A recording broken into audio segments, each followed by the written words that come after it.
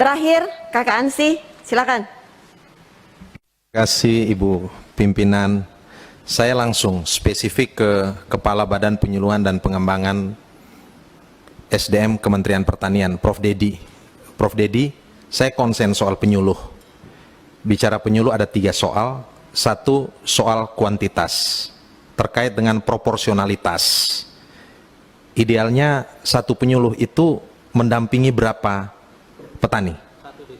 Atau satu desa, oke. Kalau tidak salah perbandingannya tuh sekarang ada di angka 1:900 sekian petani. Jumlah penyuluh kalau tidak salah ada di sekitar 40.000, jumlah petani kita ada di sekitar 38 juta. Itu aspek kuantitas. Yang kedua aspek kualitas. Ini penting sekali untuk meningkatkan keterampilan dan kapasitas mereka, Prof. Dedi. Yang ketiga adalah aspek kesejahteraan dari para penyuluh. Ini 3 soal penting. Lalu ada penyuluh vertikal, penyuluh ke pusat, ada penyuluh yang sifatnya daerah. Kemarin beberapa penyuluh yang bertemu dengan saya minta kalau bisa mereka dipusatkan. Ternyata mungkin ini ada persoalan kepastian status mereka, dan yang kedua ada persoalan kesejahteraan di sana. Saya ingin tahu persoalan ini bagaimana Prof. Dedi mungkin mau menjawab hal ini. Yang kedua, apakah mungkin misalnya konkret kita buat FGD khusus sehingga kompleksitas ini bisa kita urai dan kemudian ada solusinya, Prof. Dedi. Ya, dari segi kuantitas, proporsionalitas, kualitas dan kapasitas, dan juga soal kesejahteraan. Terkait dengan penyuluh, ini luar biasa, nampaknya hampir semua Komisi 4 ini mempertanyakan mengenai penyuluh ini, ya, mulai dari tadi Bu Reni, saya kira ya, Kang Herudin, kemudian juga Pak Trisno beberapa kali, juga Pak Hansilema, ya, Pak Mindo, Bang Hanan, kemudian Pak Suwardi sudah tidak ada. Mungkin sedikit saya cerita ini mengenai penyuluhan kita. Jadi sejak adanya Undang-Undang Otonomi Daerah, penyuluh yang tadinya di pusat ditarik ke daerah, ke kabupaten, ke kota, ke provinsi. Nah, sejak saat itu memang rentang kendali kita terhadap penyuluh semakin jauh, ya. Dulu penyuluh itu 3M-nya ada di Kementan. Sekarang 3M itu, ya, man, material, money, itu berada di pemerintah daerah. Artinya memang rentang kendali kita ini semakin jauh. Namun demikian, tahun 2006 lahir Undang-Undang Sistem Penyuluhan Pertanian, Perikanan, dan Kehutanan, Undang-Undang Nomor 16 Tahun 2006. Di situ diwajibkan semua provinsi membentuk kelembagaan penyuluh yang disebut sebagai Bakorlo. Di kabupaten kota ada BP4K. Di kecamatan ada BP3K, ya, atau BPP itu yang sebagai pengganti BP3K itu.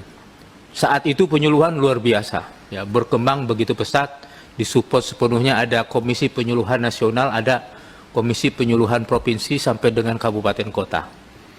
Nah, namun demikian, dengan lahirnya Undang-Undang mengenai pemerintah daerah Nomor 23 Tahun 2014, ya, Undang-Undang Nomor 16 Tahun 2006 itu menjadi mandul.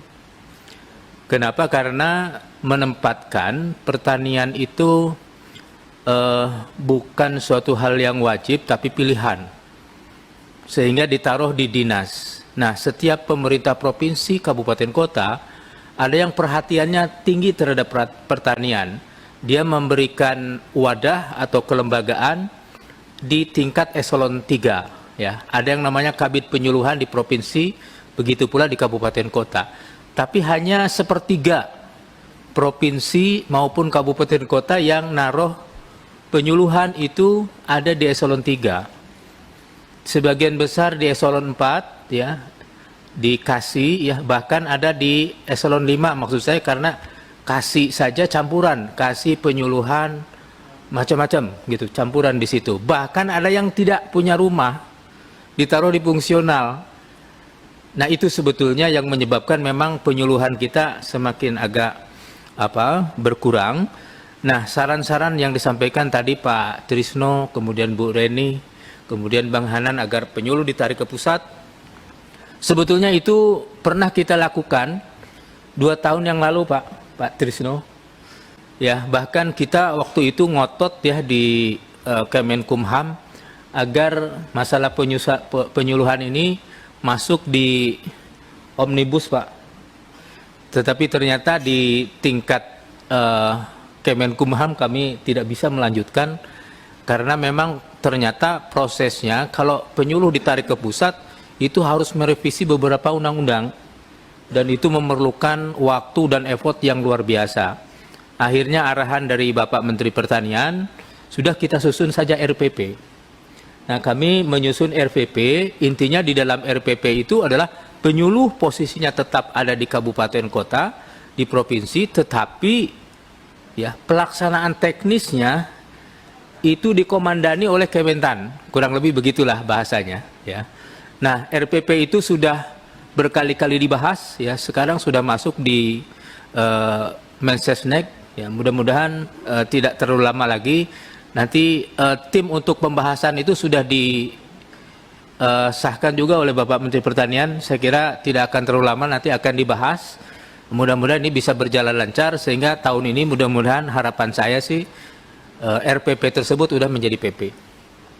Jadi mungkin demikian ya, sehingga permasalahan-permasalahan yang disampaikan tadi Pak Hansilema terkait kuantitas, kualitas dan sebagainya memang jadi agak jauh rentang kendali kita. Contoh ya, kita hanya bisa mengusulkan formasi, tapi kita nggak bisa mengeksekusi.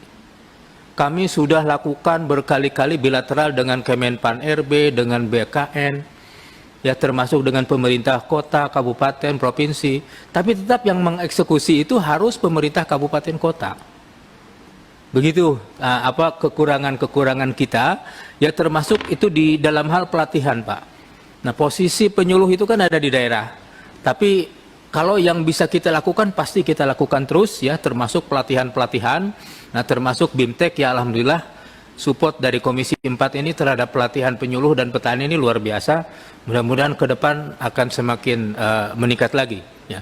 Termasuk masalah rasio penyuluh dengan petani, penyuluh dengan desa memang masih relatif jauh dari harapan kita. Saat ini rasio penyuluh desa itu 1 berbanding 2. Artinya 1 penyuluh 2 desa ya. Kalau di luar Jawa itu ada yang 1 penyuluh sampai 5 desa sampai 6 desa kalau di luar Jawa. Nah, kalau di Jawa banyak yang 1 penyuluh 1 desa kalau di Jawa. Nah, di luar Jawa nih jadi masalah. Nah, ini terkait dengan rekrutmen penyuluh memang untuk yang PNS maupun ASN P3K tidak terlalu mudah. Nah, oleh karena itu saran Bang Hanan mengenai penyuluh swadaya, saya kira itu yang memang kita genjot. Ya, Pak Suhardi Duka, penyuluh swadaya itu memang itu yang kita genjot karena kalau itu kan tidak tergantung formasi PNS maupun ASN P3K. Ya, jadi saya kira mungkin demikian. Dipersingkat.